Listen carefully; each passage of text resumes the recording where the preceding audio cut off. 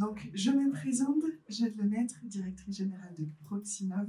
Alors, je n'ai pas donné le top départ à notre caméraman. C'est bon. Bonjour. Jade Lemaître, directrice générale de Proxinov. Proxinov, on a 2 casquettes. On a un cluster, c'est-à-dire qu'on a un réseau. Et on est un centre de ressources technologiques, c'est-à-dire que notre mission, c'est d'apporter des valeurs technologiques également à nos adhérents. Et toujours autour de la robotique industrielle, vous le verrez en vous baladant dans notre usine pilote, dans nos locaux, la robotique industrielle, c'est ce qui nous fait vibrer au quotidien. Moi, et puis les 16 membres de l'équipe de Proxinov, qui elle aussi a bien grandi, un peu comme Full Robotics. En termes d'adhérents, comme c'est notre trajet ce soir, on a comptabilisé tous nos petits, on est en plus de 210 adhérents. Sur l'année 2024 avec une belle dynamique de 54 nouvelles entreprises. Et ce qui est très important pour nous, plus de 80% de TPE, PME. On est un réseau qui est centré autour des PME et de leurs besoins. Et notre but aussi, ça s'oriente aussi avec notre but de centre technique, qui est d'accompagner les PME, plutôt primo-accédantes en robotique, sur une robotisation sereine et avec un bon ROI. Dans nos adhérents, vous verrez, on retrouve toute la chaîne de valeur de la robotique. Les fournisseurs de solutions, donc les constructeurs de robots, de capteurs, de préhenseurs, de systèmes de sécurité, de convoyeurs, de l'automatisme, de l'IA. Les intégrateurs qui prennent toutes ces technologies pour en faire des cellules robotisées. Et les industriels manufacturiers qui les accueillent pour améliorer la performance de leur production. On a aussi quelques organismes de formation avec lesquels on a des partenariats forts et également des acteurs de l'enseignement supérieur et du monde académique.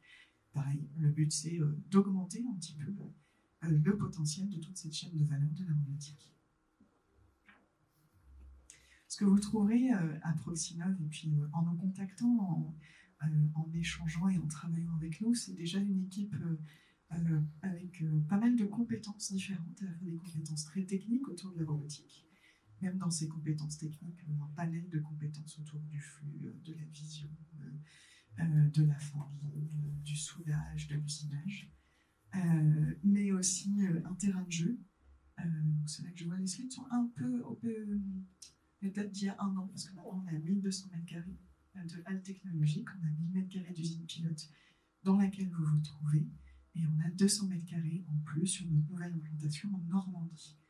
Et donc des cellules robotisées faites avec tous les partenaires du réseau maximum à l'état de l'art qui permettent de faire des prototypages et des formations. Vous verrez aussi la force d'un réseau. On est maintenant plus de 200 entreprises. Beaucoup de collaborations naissent à l'intérieur du réseau. Le but, c'est vraiment de polliniser et que l'équipe Proxinov apporte autant au réseau que le réseau apporte à l'équipe Proxinov. Ce qui fait que derrière, on a une connaissance aussi assez unique du terrain.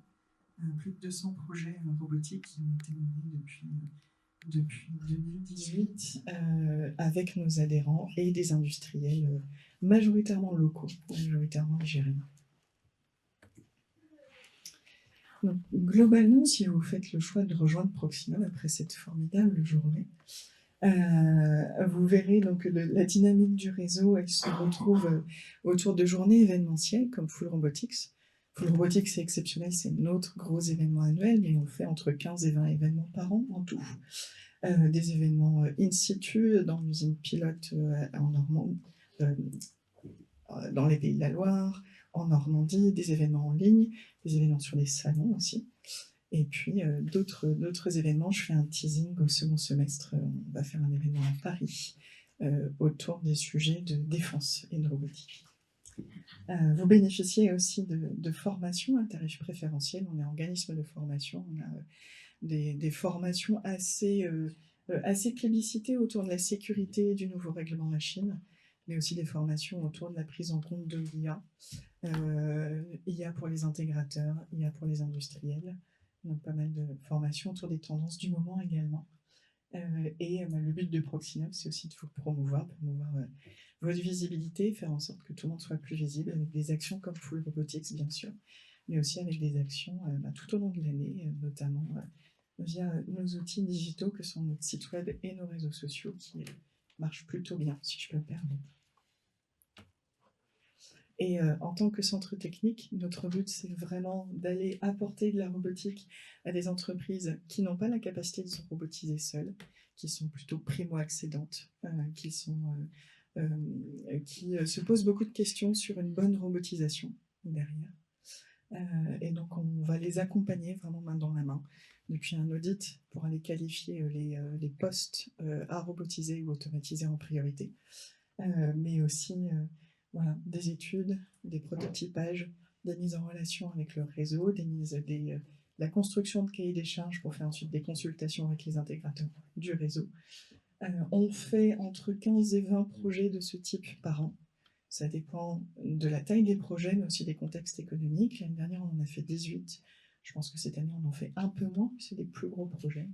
Ça devrait être aussi intéressant pour le réseau. Et puis derrière, vous le verrez, il y a aussi de la fabrication additive et du scan 3D pour la rétroconception de pièces. C'est toujours utile, notamment quand vous donne à rétrofiter une cellule un petit peu vieille dont on a malheureusement perdu les plans, par exemple. Voilà. Donc ça, c'est la petite page de promo. Merci. Globalement, on a une offre de valeur qui, je l'espère, est intéressante pour tout type de structures qui nous rejoignent. C'est surtout intéressant parce qu'on a co-construit avec vous, donc n'hésitez pas à nous faire part de vos besoins. C'est comme ça que nous, on avance en construisant ensemble l'avenir de Proximave et du réseau. Quand je parle de construire ensemble, on est en train d'écrire un livre blanc qui va sortir, si tout va bien, en septembre 2025, sur la robotique agile. Vous verrez, la robotique agile, c'est le fil rouge de Full Robotics cette année, c'est le fil rouge global de notre communication et de nos animations cette année, et qui va avoir son point d'orgue sur la sortie du livre blanc. Donc, beaucoup de retours concrets de nos industriels. On est allé chercher les industriels du réseau avec lesquels on a travaillé. On les a interviewés. C'est un livre blanc qui sera augmenté de nombreuses vidéos, retours d'expérience, etc. Le but, c'est que ce soit concret, riche et actionnable.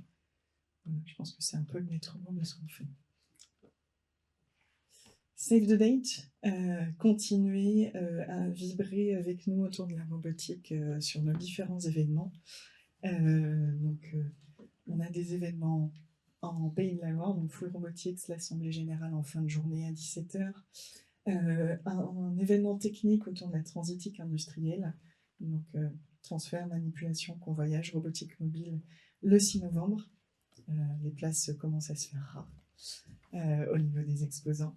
On a aussi des événements partenaires, donc des salons, des événements d'acculturation à la robotique, comme Bouche Tourbeau, qu'on fait avec pas mal d'établissements d'enseignement supérieur. Et un ciné-débat, on teste un nouveau format autour de l'intelligence artificielle avec nos partenaires de l'agglomération. Voilà. Puis les événements en Normandie, avec la CCI en novembre, l'inauguration du bâtiment dans lequel on est fin juin, dans 2 semaines, et une learning expédition autour de la robotique maritime et portuaire. Voilà. C'est un programme riche. Et j'espère que vous y répondrez présent. Tous ces événements sont sur notre site web et vous pouvez bien sûr vous y inscrire facilement. C'est le moment de passer la parole à notre sponsor de la journée. J'ai le plaisir d'accueillir Carmelo Licitra Rosa, responsable marketing OEM France de Schneider Electric. Merci Jade. Merci Carmelo. Merci. Bon, bonjour à tout le monde, toutes et tous. Donc, je suis dans le service marketing chez Schneider Electric. Et donc aujourd'hui, on est vraiment honoré de prendre la parole ce matin. Et moi, personnellement, je suis aussi très ravi d'être là et de prendre la parole donc, pour ouvrir cette 5e édition de Full Robotics, centrée sur la robotique. Robotique qui aujourd'hui, c'est évident que façonne l'évolution de l'industrie. Parce qu'on a toujours combattu, on est sur l'agilité, tout ce qui est robotique nous amène aussi à avoir de la performance et pouvoir donc répondre aux besoins de nos clients et de notre marché. Et principalement, donc, la robotique, ça nous permet aussi d'avoir l'élément aussi de la durabilité. C'est-à-dire que, en quelque sorte, ça nous permet de combler et vous notez pas, de combler en quelque sorte aussi la partie donc, de durabilité, chose que Schneider elle est très, très attachée. Et en deux mots, vous dire que Schneider, donc, notre raison et notre mission, en tout cas, c'est de pouvoir donc, concilier le progrès et le développement, hein, au service justement du progrès humain.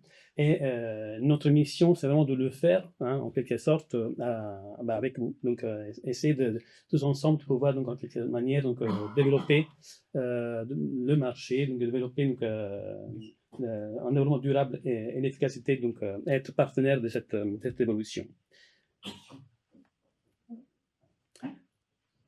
Et sous ce fil conducteur de la durabilité, c'est la transition énergétique. Il faut savoir donc que, et ça c'est une bonne nouvelle, c'est que 70% des émissions CO2 aujourd'hui, hein, de notre industrie, nous avons la main pour pouvoir donc agir parce que 70% sont liés en quelque sorte on peut les éliminer grâce à la technologie existante. Donc en quelque sorte, c'est quelque chose que nous on a déjà à la main et on est acteurs tous pour pouvoir donc agir dans ce sens. Et après, une chose aussi qu'il faut avoir en tête, marquer ça, c'est que évidemment, on a toujours parlé de l'énergie, donc de la production de l'énergie, hein, qui fait partie effectivement de ces 70%, une petite moitié, mais la grosse moitié pour laquelle nous on a la main, c'est la partie donc, de numérisation et électrification. C'est-à-dire, on a la capacité de numériser, donc la robotique, ça en fait partie, et électrifier en quelque sorte, donc essayer d'électrifier, donc de décarboner nos actions, nos process, nous permettra donc à chacun d'entre nous d'avoir la main et avoir donc la possibilité d'être acteur dans le sens de la durabilité.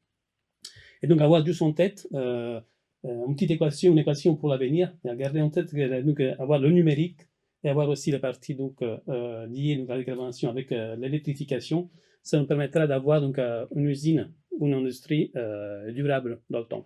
Et cette équation, qui est cette équation pour l'avenir, on va la garder en tête parce qu'on reviendra juste à la fin de mon intervention. Laissez-moi maintenant vous présenter un peu Schneider. Schneider, c'est une multinationale, hein, pour qui la connaît, qui ne la connaît pas.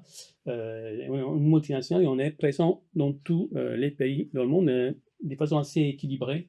On fournit des solutions numériques pour l'énergie et l'automatisme. C'est notre savoir-faire. Et on est donc voilà, en quelque sorte présent partout hein, dans le monde. On est presque 160 000 personnes, collaborateurs. Et on a la capacité donc de capter tout ce qui est tendance et pouvoir donc le réutiliser et le proposer dans tout le périmètre. Mais avant tout, là je parle de Schneider en tant que multinationale, mais en réalité, avant tout, Schneider est une société qui est née en France. Donc c'est une société française à la base. Hein, et nous témoigne effectivement nos 25 usines que nous avons en France. C'est assez important comme nombre. Et on a donc plus de 80 sites industriels en France, on est 15 000 collaborateurs et on a beaucoup de partenaires, dont 1500 points de vente que peut-être vous connaissez. Dans les 25 sites industriels, nous mettons en pratique les solutions qu'on développe, on les teste dans nos usines et en quelque sorte on fait de ça un cas d'usage pour pouvoir les proposer à nos clients. Bien entendu, aussi en France, en tant qu'entité française, Schneider, on a aussi des centres de développement R&D, d'accord, sont basés en France et que nous permettent donc de pouvoir donc développer des nouvelles solutions. Et d'ailleurs, donc petit clin d'œil sur la partie industrie. Et sachez que on organise hein, sur nos usines des visites d'usines. Donc pour les personnes qui sont intéressées, le prochain ce sera le 24 juin à l'usine d'Angoulême. Je mettrai à la fin de ma présentation un petit QR code pour qui est intéressé à découvrir un peu nos solutions, la digitalisation, la robotique dans les usines. Eh bien, vous pouvez donc vous inscrire hein, avec plaisir pour être présent dans nos usines. Donc, je continue donc, ma présentation. Donc, là, comme je disais, dans nos usines, on réalise, on crée donc nos solutions. Eh ben, nous, on travaille bien sûr sur la partie industrielle, mais en réalité, on a aussi plusieurs canaux, plusieurs marchés dans l'industrie. Et toutes nos solutions, ça c'est aussi assez pragmatique concernant la partie Schneider, c'est au niveau de l'organisation de nos produits, nos solutions. Il faut savoir qu'on a toujours, aujourd'hui c'est le monde de la connectivité, on a toujours des produits qui sont connectés davantage. On a toujours en quelque sorte un élément qui va contrôler ces produits, où il va en quelque sorte remonter les données. Et après, on a toujours cette troisième couche de logiciels, d'applications, tout ce qui est aujourd'hui c'est la partie analyse, qui nous permet donc de pouvoir mesurer, donc de pouvoir donc agir en quelque sorte, comme on a vu tout à l'heure sur la partie électrification, on va pouvoir mesurer et agir, parce que si on ne mesure pas, on ne peut pas forcément agir. Et tout ça, donc c'est coordonné, pareil, sur une autre entité qui est très forte en industrie aujourd'hui, c'est la cybersécurité. On a des entités en interne pour nos usines, encore une fois, et qu'après on met à disposition de nos clients dans nos usines, pour nos partenaires et clients. Et donc cette partie qui est commune à tous nos produits, nos solutions, on le trouve sur la partie industrielle. Sur la partie industrielle, on retrouve forcément nos produits, la partie donc intelligente, la partie analyse, et on voit bien pour chaque élément les impacts qu'on peut avoir sur la partie donc digitalisation, notamment donc ça fait partie aussi des éléments qui sont intéressants à mettre en avant. Sur la partie de la réduction de temps de développement, par exemple avec par exemple des jumeaux numériques, voire aussi pouvoir augmenter l'efficacité des personnes avec des outils digitaux. Tout ça, c'est un fil conducteur dans nos solutions, et que globalement, si on voit une usine, on trouve effectivement dans une usine aujourd'hui moderne, on peut trouver la partie donc automate pour pouvoir donc alimenter les capteurs, les parties analyse. Donc, comme vous pouvez le comprendre, même au niveau donc, global de nos usines Schneider, donc, notre vocation en quelque sorte, c'est aussi de pouvoir donc, proposer à nos clients, à nos partenaires, la globalité d'une offre. C'est-à-dire, et là, c'est un exemple par rapport à une usine. On a effectivement des automates, de la partie robotique, mais notre vocation, c'est vraiment pouvoir en quelque sorte pouvoir donc vous proposer la totalité d'une solution pour la gestion d'une entreprise, d'une usine. Et sur la partie robotique est peut-être la moins connue par le grand public par rapport à Schneider, mais il faut savoir que la partie robotique pour laquelle nous, Schneider, on y croit, parce que pour nous, c'est un levier en quelque sorte, la robotique, c'est un levier, je dirais même nécessaire, obligatoire, ce n'est pas une option, pour pouvoir donc répondre aux contraintes de l'industrie, c'est un peu l'agilité, la flexibilité, voire aussi la possibilité de pouvoir réduire encore une fois notre impact carbone. Et donc, si on parle justement de la robotique, la robotique, il faut savoir que chez Schneider, c'est une histoire qui a presque 40 ans, et qu'en quelque sorte, on a accéléré, je dirais, sur la partie robotique il y a une petite dizaine d'années, mais en réalité, nous, on a démarré avec, vous voyez tout au début, la partie donc axes linéaires, sont des axes, en fait, c'est des mouvements assez rapides et très précis. Et on a démarré donc ça dans nos usines. Après, on a commencé donc à pouvoir intégrer nos robots. Et en 2008, on a fabriqué nos premiers robots Delta. D'accord. Et une fois qu'on l'a fabriqué, après, en 2011, on a aussi à les intégrer avec notre intelligence. Et on a donc réalisé des machines complètes pour avoir plusieurs robots. Et tout ça, et ça c'est un fil conducteur. Il faut savoir que chez nous, toute cette partie-là de la robotique, elle est toujours gérée par une seule intelligence. C'est vraiment un point commun. Et après, on a continué, et donc on arrive aujourd'hui dans le développement de la robotique, et en 2022, on a développé ce qu'on a aujourd'hui, on a besoin sur l'industrie moderne, mais c'est la partie flexibilité et agilité. Donc, on a développé notre système de convoyage magnétique qui permet en quelque sorte de réaliser une mécanique discontinue, c'est-à-dire qu'on n'est pas lié mécaniquement, mais chaque élément peut effectivement prendre son temps dans un cycle de fabrication. Donc ça a été développé en 2022, et pareil, au niveau aussi digitalisation, on a aussi intégré la partie donc jumeau numérique, parce que ça va ensemble, la partie donc mécanique et jumeau numérique, et c'est évident que c'est vraiment de la mécanique, et donc on a mis sur le marché cette partie donc digitalisation en robotique. Et finalement, après, jusqu'on est arrivé en 2023 avec la partie robotique, parce que je montre tout ça parce qu'aujourd'hui, on est arrivé en 2025 à avoir donc, notre robot SCARA. Donc, c'est le dernier de la famille. Bah, d'ailleurs, c'est en première aujourd'hui au Proxinob, qui est dans l'ouest. On a la machine qui en amène, et on a le SCARA donc, présent ici à Proxinob pour le four robotique. Et c'est le dernier donc arrivé. Et comme je vous le montrais tout à l'heure sur la partie donc, industrie, notre vocation, c'est vraiment être votre partenaire pour la totalité de vos solutions. D'accord? Donc, vous pourrez compter sur nous sur la globalité. Et c'est ça, et c'est pour ça qu'on a voulu aussi étendre nos solutions robotiques. Et le fait d'avoir des produits, ça engendre aussi toute la partie de expertise, hein, technique, toute cette savoir-faire qui est aujourd'hui chez Schneider. Voilà. Et j'en terminerai. Donc, je reviens un peu, avant de terminer, je reviens un peu sur mon équation, hein, l'équation de tout à l'heure, sur la partie numérique. Il faut connaître la gamme numérique, électrique, voire durabilité. Ça, c'est très simple. Et comment nous, on s'y prend à cette partie-là? Pour nous, cette équation, nous, on répond en faisant partie d'une solution, d'accord? Et cette solution, c'est quoi? En fait, on a industrialisé, je pourrais dire comme ça, industrialisé en quelque sorte notre économie circulaire. Dans le sens que on a démarré, c'était la période que tout le monde a vécu, le Covid, 2019, tout ça, et on a démarré effectivement à réutiliser en quelque sorte les produits que nos clients nous retournaient parce que c'était des erreurs de commande. Donc ça c'était vraiment, on a déjà démarré ça il y a très longtemps, mais vraiment l'accélérateur, et bon, le Covid était aussi accélérateur pour beaucoup de choses, hein, il n'y a pas que ça, mais ça nous a permis d'accélérer énormément. Et donc aujourd'hui, en 2025, on peut dire qu'on a industrialisé ce circuit parce qu'en fait, aujourd'hui, on est capable de pouvoir proposer à nos clients, toujours par rapport à l'équation de tout à l'heure, des produits qui sont donc soit réemballés, soit remis en état, des produits qui ont été même pas utilisés, mais on sait de les réemballer. On sait aussi en quelque sorte moderniser et faire des réparations de produits.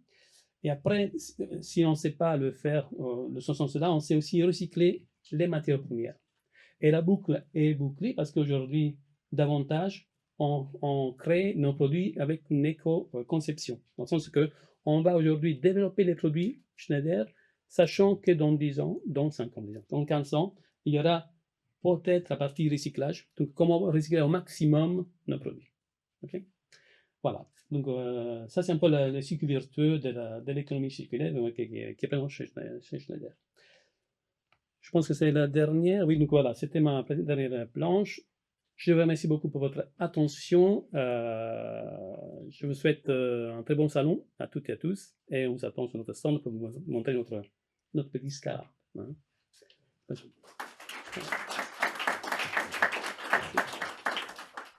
Merci. Merci beaucoup, Carmelo. J'ai appris plein de choses sur Schneider. J'ai noté scrupuleusement, c'est très intéressant. Merci. Merci beaucoup. Maintenant, je vais avoir l'honneur d'accueillir sur scène Caroline Granier, économiste, chef de projet à la Fabrique de l'Industrie et chercheuse associée à la chaire Énergie et Prospérité. Je vais faire un applaudissement et d'applaudir Caroline Granier.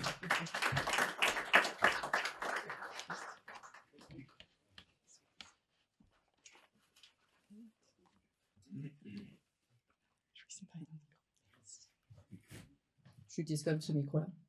Okay. Bonjour à toutes et à tous. Je remercie tout d'abord Proxinov de m'avoir invité aujourd'hui à intervenir devant vous.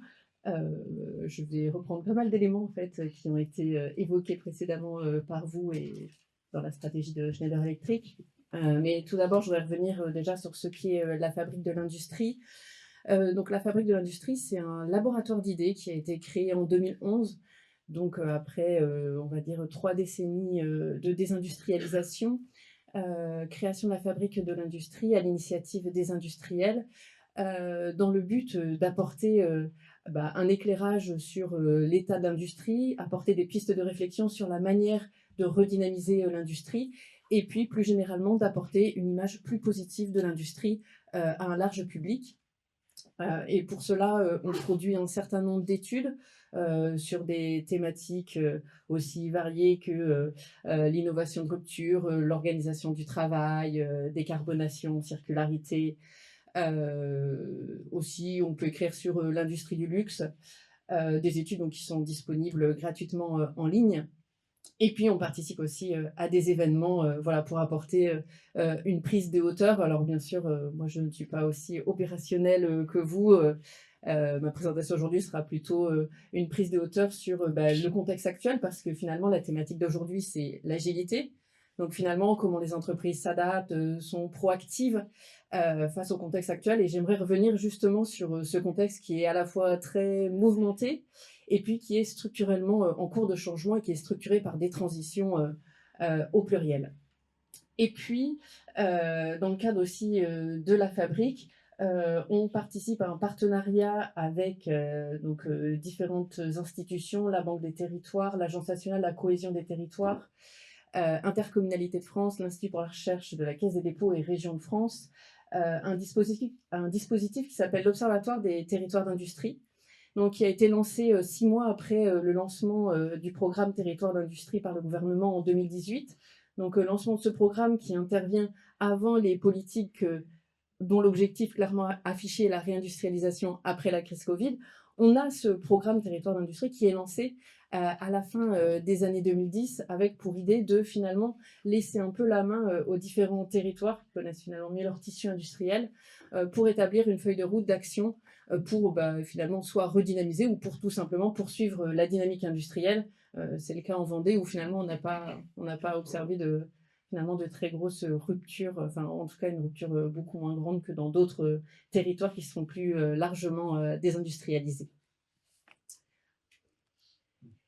Donc juste pour faire un point d'étape, donc on a parlé de désindustrialisation entre le milieu des années 70 et puis moins récemment. Pourquoi? Parce que vous voyez qu'on a vu finalement une diminution de la part de l'emploi salarié dans l'industrie, enfin de l'industrie dans l'emploi total. La même chose du côté de la part de la VA industrielle dans l'emploi total, avec une stabilisation de cette part aux alentours de 10%. À partir de 2016-2017. Donc autrement dit, on a eu quand même un ralentissement de cette baisse et une stabilisation de la part de l'industrie, liée notamment à une reprise des créations nettes de l'emploi dans l'industrie, avec peut-être un essoufflement lors des derniers mois. En termes de balance commerciale, donc, on observe un déficit entre le montant des importations et le montant des exportations en défaveur de la France, avec toutefois des secteurs qui présentent une meilleure santé économique que d'autres.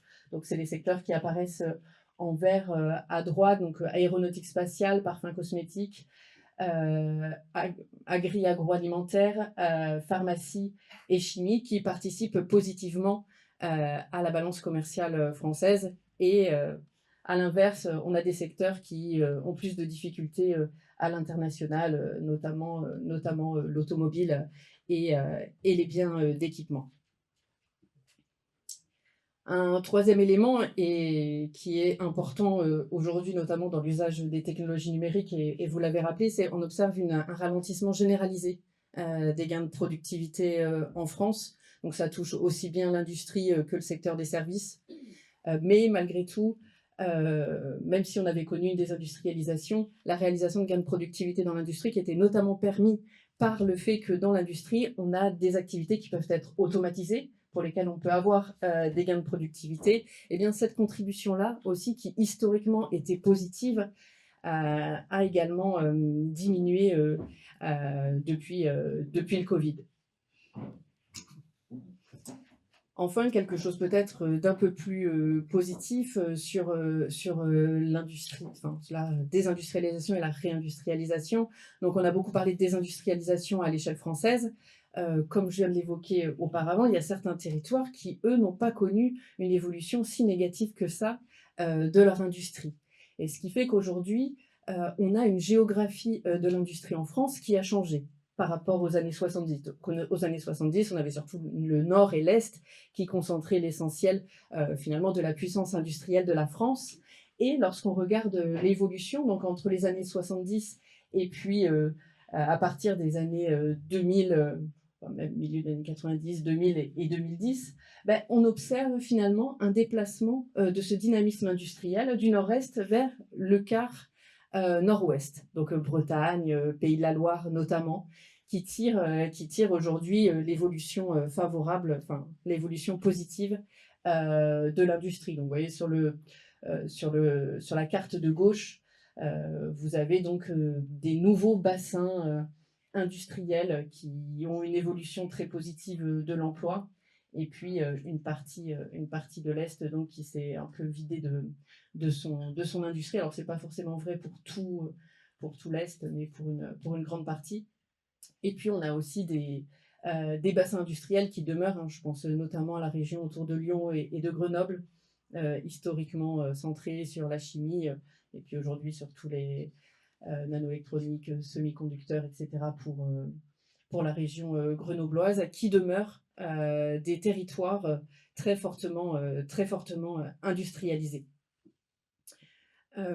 Donc finalement, aujourd'hui, on essaye de maintenir un peu ce rebond industriel, le ralentissement de la désindustrialisation, mais aussi, on doit le faire dans un contexte qui est extrêmement mouvementé. Donc conjoncturellement, ce qu'on a pu observer les 5 dernières années, c'est quand même une conjonction de différentes crises. La crise sanitaire liée au Covid qui a mené dans certains secteurs industriels à l'arrêt total de l'activité.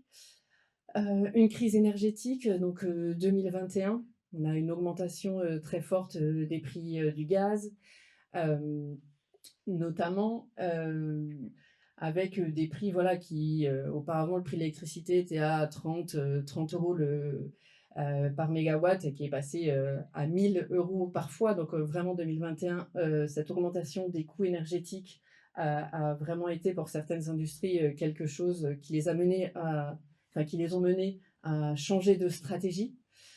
Et puis bien sûr le contexte géopolitique tendu entre les différents conflits armés qui mènent à la rupture de certains approvisionnements et les nouvelles politiques industrielles qui sont lancées par les autres pays. Bon, bien sûr, je pense aux États-Unis et l'augmentation des droits de douane qui sont en train d'être décidés par le gouvernement Trump. Les discussions cette semaine portent sur notamment les spiritueux et le cognac, où le cognac est pris en étau entre l'augmentation droits de douane américains, droits de douane chinois, alors même que le territoire cognacé tire son dynamisme à la fois de la production du cognac et puis qui s'est diversifié sur des activités qui sont liées intrinsèquement à ces spiritueux-là, la production de bouteilles en verre, l'étiquetage, etc. Et puis, donc on a cette conjoncture qui est assez défavorable, mêlée à finalement un contexte de transition, donc quelque chose de plus structurel, donc des transitions plurielles, écologiques, tout ce qui est transition numérique, technologique et démographique. Et bien sûr, les trois étant liés, votre présentation montrait bien que finalement ces transitions n'étaient pas décorrélées entre elles. J'aurai l'occasion aussi de revenir là-dessus. Donc, bien sûr, l'industrie doit faire sa transition écologique, et notamment poussée par un cadre réglementaire qui contraint de plus en plus les entreprises à atteindre des objectifs en termes, bien sûr, d'émissions de CO2, mais aussi en termes de pratiques d'économie circulaire. Là, on attend le Circular Economy Act qui doit passer dans l'année qui arrive. Donc ici, l'idée de la transition, bien sûr, c'est à la fois changer les process de production, mais aussi changer les types de biens fabriqués.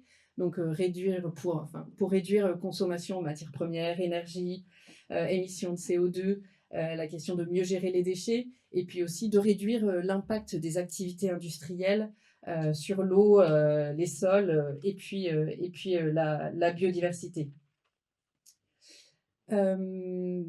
Dans cette transition écologique, et ça a été très bien dit avant, il y a finalement deux axes majeurs, décarbonation et puis la mise en place de modèles économiques circulaires par opposition au modèle linéaire. Donc l'idée, c'est bien sûr de limiter l'extraction de ressources et puis d'utiliser les déchets comme des ressources à réinjecter dans le process de production. Du côté décarbonation, on a pu, et globalement, je fais juste tous les éléments dont je vous parle aujourd'hui sont tirés d'études de la Fabrique que vous pouvez retrouver bien sûr.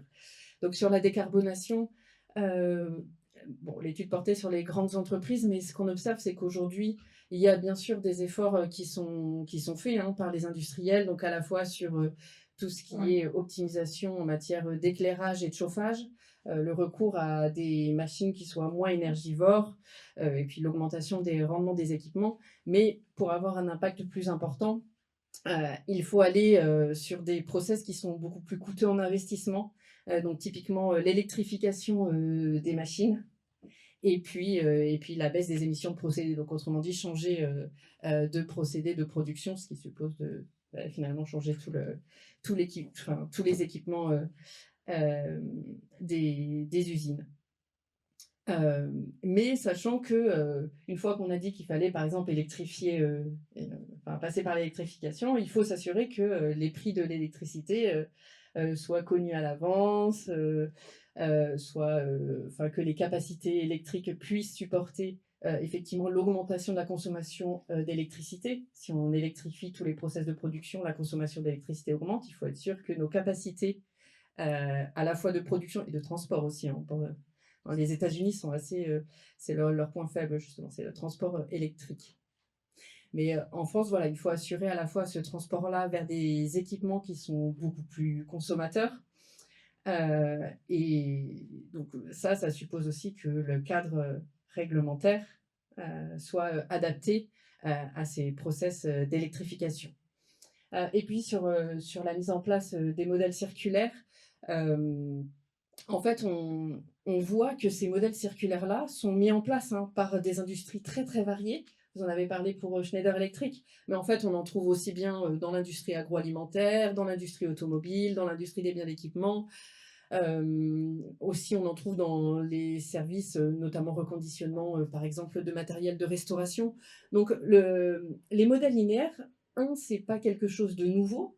Et c'est vrai que les principes, finalement, sont très anciens. Et deuxièmement, ils peuvent être appliqués dans un très grand nombre de secteurs. Mais une fois qu'on a dit ça, on se rend compte que leur mise en place opérationnelle se heurte à un certain nombre de limites, hein, mais qui finalement rappellent des limites que l'on peut trouver dans les modèles linéaires. Une des premières limites, c'est l'approvisionnement en matières premières secondaires. Donc même si on s'appuie sur des matériaux recyclés, il faut aller les chercher, il faut les collecter, il faut démanteler, il faut trier, et ça suppose des moyens et des compétences pour le faire. Ça suppose aussi, puisqu'on parle plutôt d'industrie circulaire, que ces gisements soient de quantité relativement importante pour que le modèle industriel, in fine, soit rentable.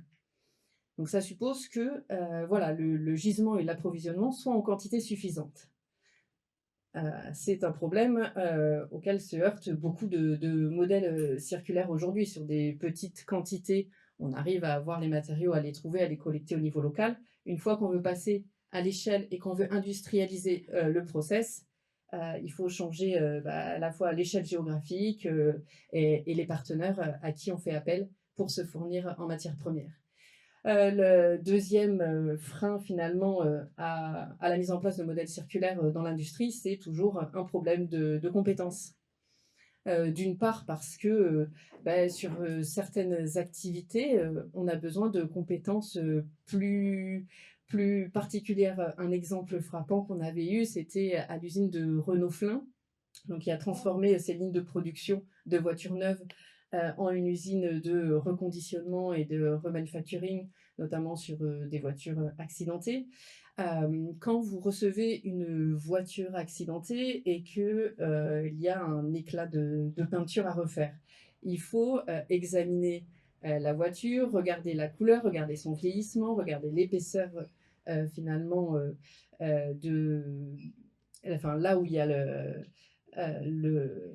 où il faut remettre de la peinture, et tout ça, ça demande un diagnostic très très spécifique, et donc derrière des compétences particulières.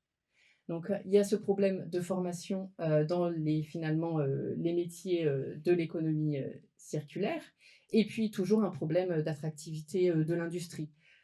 Problème d'attractivité de l'industrie couplé dans les modèles circulaires au fait qu'on produit des biens de seconde main, ce qui n'est pas forcément encore valorisé socialement. Donc certaines entreprises se heurtent à cette attractivité du fait que, pour certains, fabriquer ce type de biens n'est pas aussi valorisé et valorisable que fabriquer des produits neufs.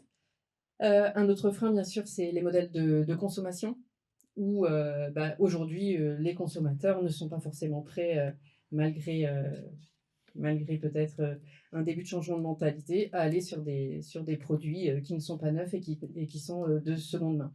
Les chiffres aujourd'hui présentés par l'ADEME ne montrent pas une évolution très poussée de ces modes de consommation qui montrent bien qu'on a affaire à une transformation structurelle et qu'il faut peut-être un cadre qui impulse davantage vers ce mode de consommation-là.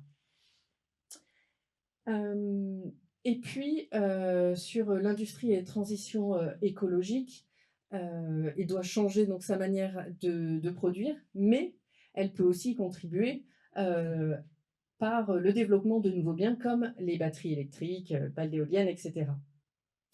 Mais là, on vient sur finalement une deuxième transition. Ok, fabriquer de nouveaux biens suppose, notamment des batteries électriques, suppose de pouvoir le faire, pouvoir innover. Et lorsqu'on regarde le positionnement de la France sur des domaines technologiques qui contribuent à la transition écologique, on voit que aujourd'hui, la France n'est pas très bien placée. On a été voir sur des technologies telles que photovoltaïque, recyclage biologique des plastiques, donc batterie pour voitures électriques, recyclage des métaux stratégiques, etc. On a été regarder finalement les principaux dépositaires de brevets sur ces technologies-là au niveau mondial. Et ce qu'on peut voir, c'est que la France ne figure pas parmi les premiers dépositaires de ces brevets-là. Il figure le Japon, la Corée du Sud, les États-Unis, la Chine et le premier pays européen, et l'Allemagne. Qu'est-ce qui peut expliquer finalement que la France ne soit pas si bien placée alors qu'on dispose quand même de capacités de recherche et de recherche publique qui sont plutôt bien positionnées au niveau mondial. La recherche française se situe dans le top 5. Mais ici, ce que révèle l'étude, c'est plutôt une double fragilité en matière de recherche, l'effort en matière de recherche publique qui est encore insuffisant pour pouvoir porter ce type d'innovation-là, et puis le poids trop faible de l'industrie qui fait que les investissements en R&D ne sont pas si importants pour pouvoir finalement industrialiser ces innovations-là. Donc on a ce double problème structurel aujourd'hui qui explique qu'on ne soit pas forcément capable de faire ces innovations de rupture-là. Et si vous regardez le rapport Draghi, il est assez clair sur le fait que la Chine, dans ces technologies-là, domine très largement, notamment sur le photovoltaïque. Et puis, bien sûr, donc là, je vais être très courte, mais sur on a besoin d'innovation de rupture, mais on a aussi besoin d'innovation peut-être plus incrémentale au niveau à la fois de l'organisation, des nouveaux marchés, des nouveaux produits. Et pourquoi on a besoin de ce type d'innovation-là? C'est justement pour essayer d'enrayer le ralentissement des gains de productivité et en retrouver. Et ici, les technologies numériques, digitales, tout ce qui est présenté aujourd'hui à Proxinov, sont un moyen justement d'essayer de retrouver cette croissance des gains de productivité. Donc là, je ne vais pas m'attarder parce que j'ai plus de choses à apprendre de vous que vous avez de choses à apprendre de moi, mais simplement juste pour regarder sur quelques technologies digitales, donc sur les robots. La France est le 3e pays européen en termes de robots installés en 2023, derrière l'Allemagne, l'Italie. Et puis en termes d'IA, il y a une enquête de BPI France qui est sortie la première semaine de juin, la semaine dernière, et qui montre qu'au niveau des PME-ETI, il y en a 43% qui ont déjà adopté une stratégie en matière d'intelligence artificielle. Donc ici, beaucoup plus pour optimiser son efficacité opérationnelle, améliorer ses performances, maintenir la compétitivité, réduction des coûts. Voilà, mais ici, juste pour noter qu'aujourd'hui, c'est pas si facile que ça de faire un panorama de l'adoption des technologies numériques en France et de regarder un peu justement comment l'usage de ces technologies-là se fait dans les entreprises.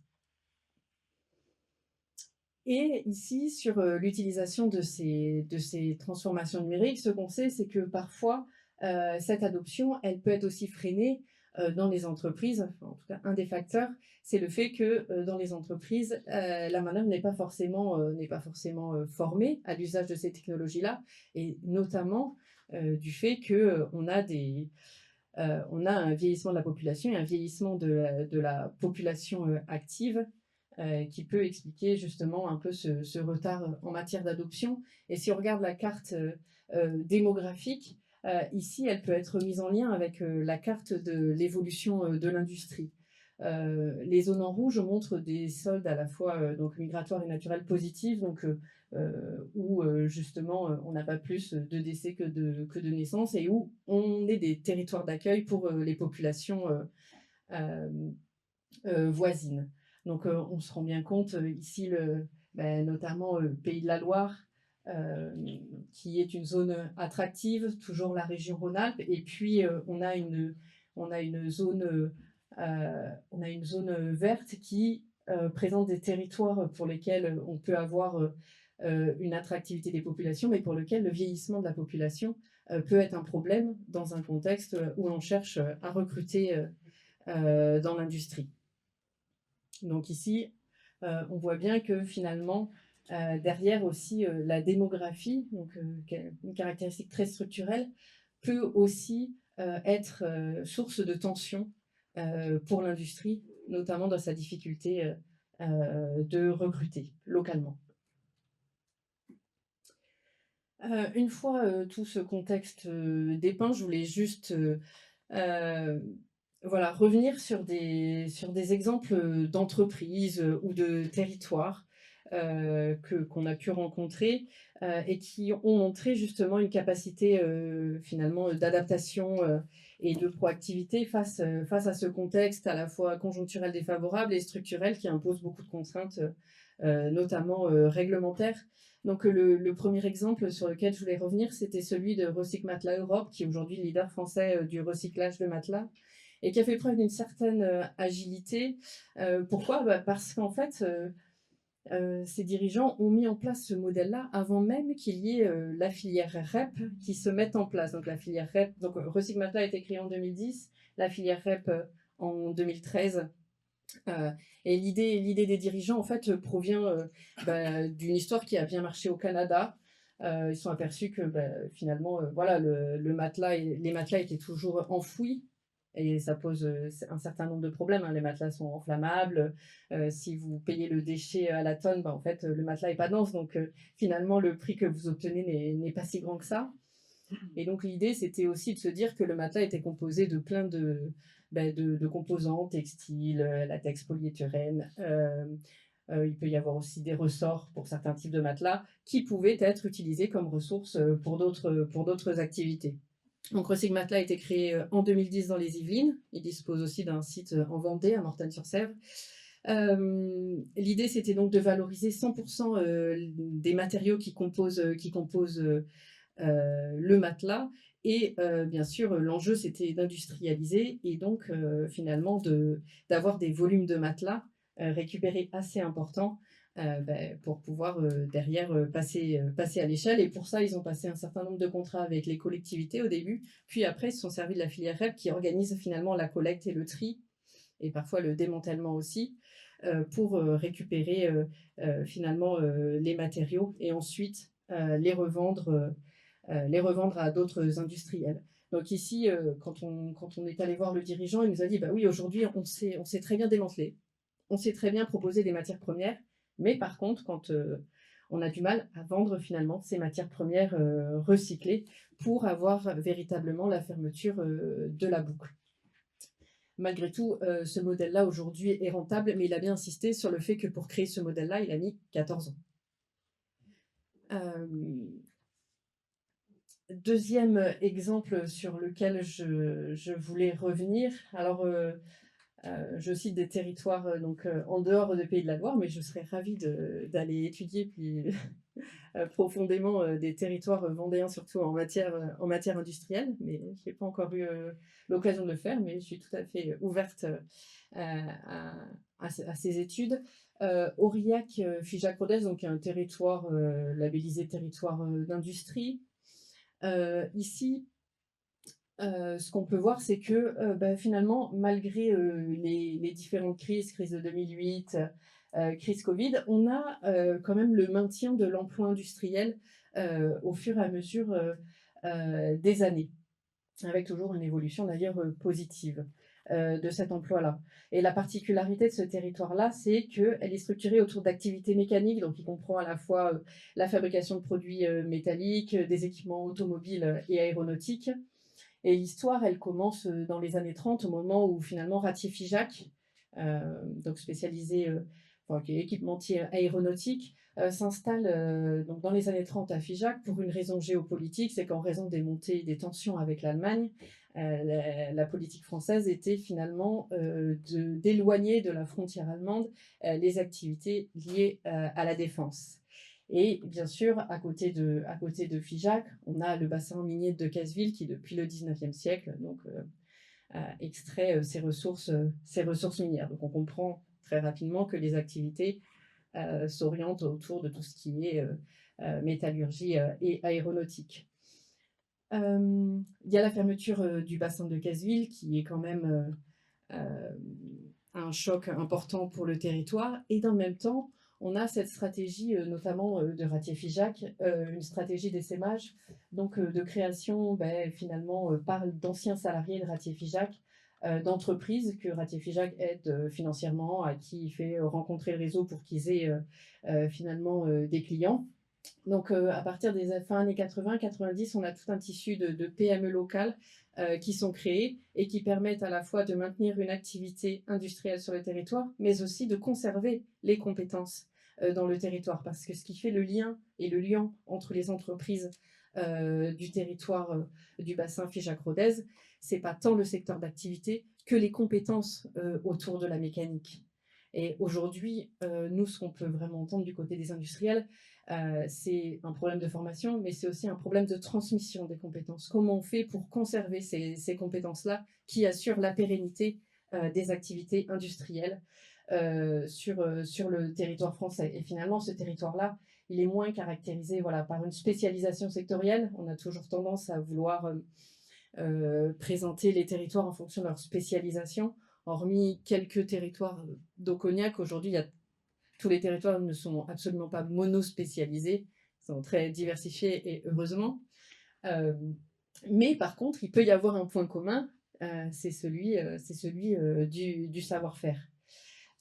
Et ici, pour traverser finalement les différents mouvements conjoncturels, le territoire a pu compter à la fois sur ce réseau d'entreprises qui était très lié, donc au fur et à mesure, finalement, le tissu de PME a trouvé ses propres clients. On n'a pas forcément des relations d'affaires entre les gros donneurs d'ordre et les PME du territoire, mais par contre, on a des histoires interpersonnelles qui fait que lorsqu'il y a un problème, ils ont le soutien de l'autre. Je pense que ça, c'est une caractéristique qu'on peut retrouver sur le territoire vendéen, typiquement. Mais ça leur permet de trouver des solutions lorsqu'il y a des crises. Pendant la crise Covid, on a eu des prix de main-d'œuvre, par exemple, entre les différentes entreprises du territoire. À la fermeture de la société aveyronnaise de métallurgie à Decazeville, il y a 2 ans, ce qui s'est passé, c'est que la plupart des salariés de cette société ont été réemployés dans d'autres entreprises du territoire. Donc ce tissu finalement extrêmement lié à la fois par des compétences et par des relations interpersonnelles leur a permis de faire face à un certain nombre de turbulences. Ça, c'est une spécificité de ce territoire-là. Je vous mets mais très, très rapidement. Dans le cas d'Alsace centrale aussi, on observe une certaine résilience face aux crises industrielles. Et ici, les facteurs de résilience, ils ne sont pas liés aux facteurs que je viens de vous décrire, mais ils sont liés finalement à un ensemble de conditions géographiques, leur positionnement finalement au milieu de l'Europe, près du Rhin, positionnement aussi à côté de l'Allemagne, où depuis le 19e siècle, en fait, on a des entreprises allemandes qui viennent s'installer sur le territoire alsacien et à qui finalement tous leurs modèles d'innovation notamment sont transmis, explique que ce tissu alsacien résiste plutôt bien aux différentes crises. Et encore une fois, ici, on n'observe pas une spécialisation sectorielle, c'est un tissu de PME, ETI local qui parvient en fait sur chacun de son segment d'activité à être dynamique. Et puis, un dernier exemple sur lequel je voulais revenir, c'est l'exemple de Numalliance, qui est dans les Vosges, à Saint-Dié, à côté de Saint-Dié-des-Vosges, et qui fabrique des machines-outils, notamment pour transformer les métaux, et qui, finalement, après la crise de 2008, s'est internationalisé, donc a diversifié ses marchés pour pouvoir justement rester dynamique. Et aujourd'hui, je crois qu'il y a 80% de leur chiffre d'affaires qui se fait à l'export.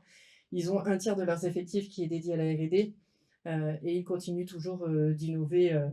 On aurait pu faire aussi une petite trajectoire d'innovation comme vous l'avez fait auparavant, pour montrer que ils parviennent aussi à être à la fois, enfin, à s'adapter au contexte et à être proactifs. Et tous ces exemples-là, ça permet aussi finalement de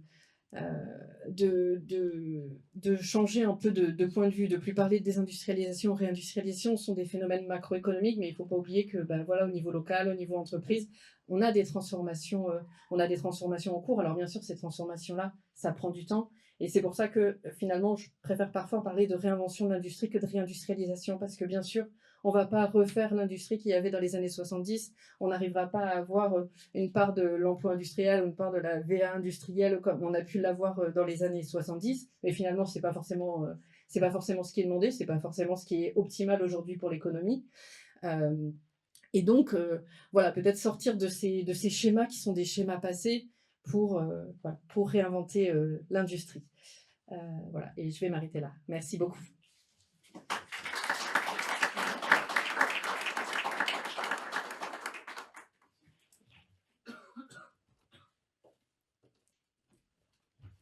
Restez. À mon avis, il va y avoir des questions. Je suppose que vous avez des questions pour Madame Granier. Moi, j'en aurais une, du coup, pour commencer. Dans toutes les entreprises que vous avez vues qui arrivent justement à réinventer l'industrie, je vais vous prendre le mot, merci beaucoup. C'est quoi pour vous le point commun de ces entreprises? Des entreprises ou des territoires? Ah peut-être que c'est le point commun des territoires plutôt que le point commun des entreprises. C'est la mobilisation autour de l'industrie. Cette volonté de vouloir conserver les compétences et de vouloir en faire une identité qui soit reconnue et du coup qui soit aussi valorisée.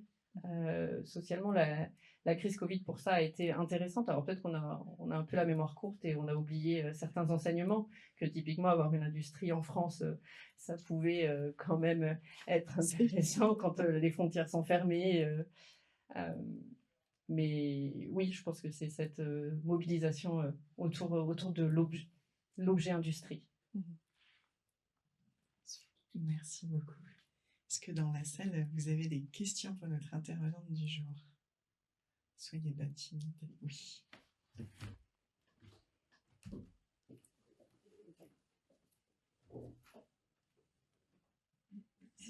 Bonjour, Élodie Rouland, ICAM, école d'ingénieur.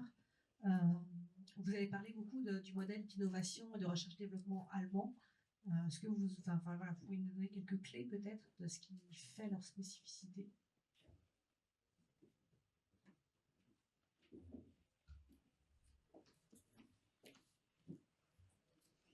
Une des spécificités, c'est qu'il y a un très fort lien entre notamment la recherche académique, universitaire et les entreprises. Ça, c'est la première. Mais parce qu'ils ont mis en place des instituts qui pratiquent finalement ce transfert et ces relations-là depuis le 19e siècle.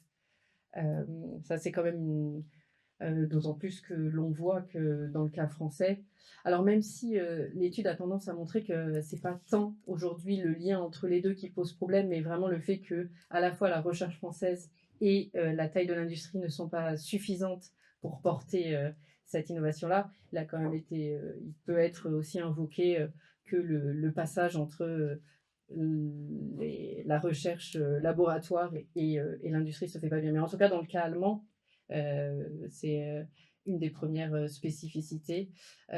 Et après, la deuxième, c'est que ils ont une certaine avance en matière quand même de mise en place de l'industrie 4.0 et du montant investi sur ces technologies-là. On le voit, enfin, on l'a vu en termes de nombre de robots installés. C'est le premier pays européen typiquement. Et il dispose de gros acteurs. Vous connaissez mieux que moi. Mais...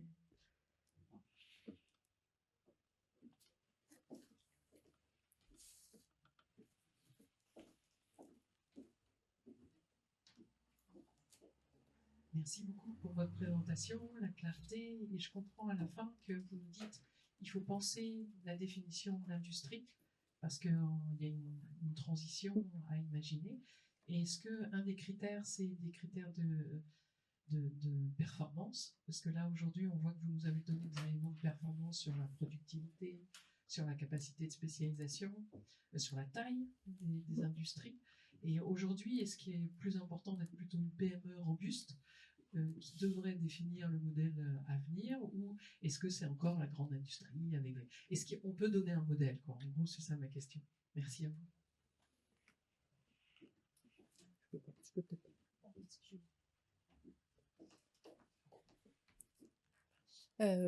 Pour moi, en fait, on a beaucoup parlé du modèle des grandes entreprises au niveau des premières révolutions industrielles, mais aujourd'hui, et je dis ça parce que aussi j'ai cette thématique des territoires, mais on a besoin du tissu de PME, il faut le pérenniser. Certes, on a des grandes politiques ou des grands événements de type Choose France qui cherchent à justement attirer de grandes entreprises et des montants investis très très importants dans le territoire. Et effectivement, ce type d'entreprise-là peut servir de locomotive pour créer tout un tissu alentour. Mais aujourd'hui, l'enjeu, et en tout cas l'enjeu d'avoir une politique industrielle à l'échelle territoriale, c'est bien de ne pas perdre le tissu industriel que l'on a, parce qu'on en a besoin, et que les grosses entreprises ont besoin d'ailleurs des PME pour survivre. Donc je dirais que non, on n'est pas sur un modèle soit de grande, soit de PME. Il faut vraiment penser oui, un système où chacun a un rôle très particulier à jouer. Et après, concernant les facteurs de performance, malgré tout, on est dans un moment de transition, on cherche à modifier les modèles industriels, mais dans le même temps, on reste sur des critères, notamment du côté des financiers, qui sont toujours les mêmes. On est toujours sur des critères, risque, rentabilité économique, financière. Donc oui, il y aurait... Voilà. Pour le moment, on reste dans ce cadre-là. Donc nécessairement, les nouveaux modèles qu'on cherche à mettre en place doivent satisfaire ces critères-là, sans lesquels il n'y a pas de financement. Et puis, face à la concurrence internationale, les entreprises ne peuvent pas survivre. On est toujours, et peut-être que effectivement j'aurais dû le rappeler, le contexte, on a un contexte très mouvementé, un contexte structurel fait de plein de transitions et de changements de cadre réglementaire, mais on est toujours aussi dans un contexte mondialisé. Merci beaucoup. Notre intervenante reste jusqu'à 11h30, c'est ça, donc n'hésitez pas à échanger avec elle après son intervention. En tout cas, je vous propose de l'applaudir à nouveau parce que son intervention est très intéressante. Merci beaucoup. Je vais vous demander de rester quelques minutes de plus pour la toute dernière intervention de la matinée par Monsieur Laurent Caillot, conseiller régional à la région des Pays de la Loire et qui nous fait l'honneur de sa présence. Bonjour à tous, je vais tâcher d'être assez bref. D'abord, je suis très heureux d'être là aujourd'hui pour cette édition de Full Robotics et au nom de Christelle Morancet, la présidente de région, parce qu'on est au-delà d'un salon, je pense. On est sur un endroit où on va faire de la convergence, innovation, collaboration, business, parce que on parle de performance, vous en parlez tout de suite, et effectivement, on n'est pas là pour tricoter, on est là pour avoir des approches plus modernes, plus efficaces, et je pense qu'il y a aussi de la passion industrielle. Parce que je pense qu'on soit dans une PME, qu'on soit dans une entreprise comme Schneider Electric, la passion, c'est quand même ce qui anime les entrepreneurs. Et donc, je pense que c'est important de ne pas l'oublier par rapport à ça. Donc, bravo pour cette nouvelle édition, parce que les chiffres ont été présentés pour 2024, qui était déjà une belle édition. Cette année, il y a 39 exposants, si mes souvenirs sont bons. On a un partenaire important qui est Schneider Electric, et je les remercie d'être aujourd'hui à nos côtés, parce que c'est important de pouvoir s'appuyer sur...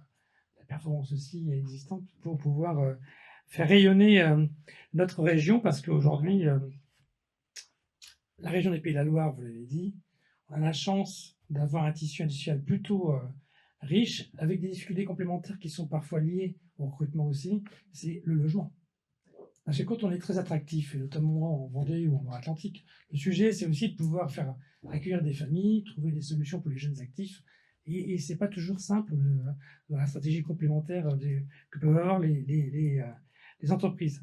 Et comme j'ai lu un peu vos notes, et je pense notamment à celle de 2023 sur les territoires, je pense qu'il y a un enjeu majeur. Je vais vous citer, ça ne vous ennuie pas. Ce qui est intéressant, c'est que, vous l'avez dit, on ne peut pas faire l'industrie sans faire un projet de territoire. Alors en plus, c'est un projet de territoire qui se fait au niveau local, puis après au niveau départemental, puis aussi au niveau régional. Donc c'est vraiment une gestion d'aménagement du territoire et une mise en réseau, une mise en résonance de l'ensemble des acteurs. C'est important. Et sur la robotique, je pense notamment les RTG Verne, le CRT, on a un écosystème ligérien qui est important, mais effectivement, il faut le faire en sorte qu'il puisse être utile pour l'ensemble des acteurs locaux. Et vous l'avez dit, chaque territoire peut devenir un moteur industriel à condition de mobiliser ses forces vives. Et là, je suis entre guillemets, je vais vous citer. Les ressources héritées de l'histoire peuvent constituer des opportunités, mais aussi enfermer un territoire dans une trajectoire de déclin. À nous, enfin en l'occurrence les acteurs locaux, de réinventer l'avenir et de raviver les synergies, d'exploiter les potentiels. Et un événement comme Flow Robotics permet de le mettre en œuvre dans le cadre du Printemps d'innovation, ce que je n'ai pas dit. On est dans un événement qui participe sur un mois et demi à une stratégie de la région pour justement valoriser l'innovation. Donc en fait, finalement, ce que vous avez écrit il y a 2 ans, ça résonne avec ce qu'on fait aujourd'hui ici. C'est peut-être pour ça que vous êtes là aussi. Il y a une logique globale, c'est qu'on est à la fois sur une industrie innovante, territoriale, mais humaine aussi. Parce que sur ce qu'on fait de la robotique, il n'y a pas de sujet humain. Il y a des sujets de formation, il y a de CAM, mais c'est un enjeu majeur parce que l'écosystème global doit pouvoir fonctionner. Donc ce n'est pas un sujet, on n'est pas en silo, on doit être vraiment, j'allais dire, en vision transverse. Et c'est vrai que la région, pour le coup, a une compétence et un enjeu majeur pour réussir l'ensemble de cette stratégie qui est faite pour créer de l'emploi, développer les territoires aussi. Donc bravo aussi aux 39, j'allais dire, exposants cette année, les intégrateurs, les fabricants de composants, les fournisseurs de solutions innovantes. Je vous remercie à nouveau parce que j'étais trop vite Schneider Electric, parce qu'au moins vous avez une expertise en connectivité qui me paraît essentielle pour pouvoir avancer. Bravo. Et je pense aussi qu'on a la chance d'avoir, et c'est vrai chez Proxinov aussi, puisque ce soir c'est l'Assemblée Générale, où on se retrouvera, d'avoir aussi en région des acteurs importants. Je pense à Airbus, je pense à Beneteau, qui est comme notre leader vendéen mondial, Manitou, les chantiers de l'Atlantique. Alors je vais en oublier, mais j'ai dit aussi tous les centres de recherche que j'évoquais. J'ai oublié le setting qui est aussi important dans cet axe-là. Et donc sur le Pays de Loire, c'est 5 000 entreprises industrielles, 165 000 emplois.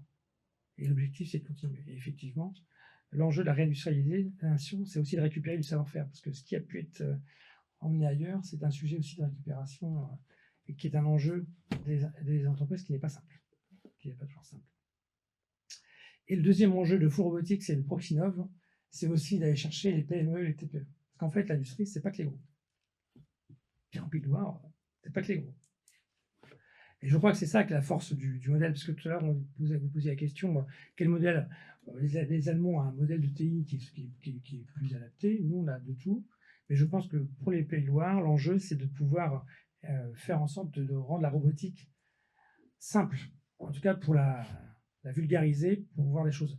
J'étais hier, j'en parlais tout à l'heure, sur une entreprise familiale qui est à Chauchet qui fait les œufs, c'est les œufs Gélin, qui a acheté des œufs Gélin parce qu'ils sont faits en Pays de Loire, et donc avec une ligne complètement robotisée, avec un traitement à la fois du sujet de la taille, etc., mais également sanitaire, puisque en même temps, ils tuent avec celle de plasma tout ce qui doit être germe, etc.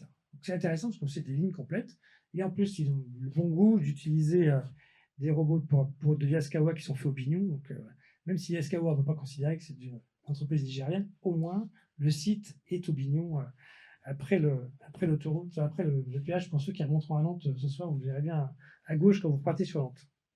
Donc voilà, juste pour terminer, je vais citer Héraclite, qui lui n'était pas spécialiste de la robotique, mais par contre qui disait un truc évident, c'est que rien n'est permanent sauf le changement. Et la robotisation, la réinvention d'industrie, c'est la réinvention permanente de nos modèles, à la fois dans l'entreprise, à la fois dans l'innovation et dans les produits. Et donc c'est ça l'enjeu, et c'est l'objectif de la région Pays de Loire quand elle fait toute cette action sur l'innovation, quand elle met en place des centres de recherche, des clusters comme le Proxinov, parce que c'est comme ça qu'on pourra être encore plus attractif et pouvoir avoir une carte qui va être de plus en plus noire sur votre prochain passage, chère Caroline Granier. Merci de votre attention et très bonne journée.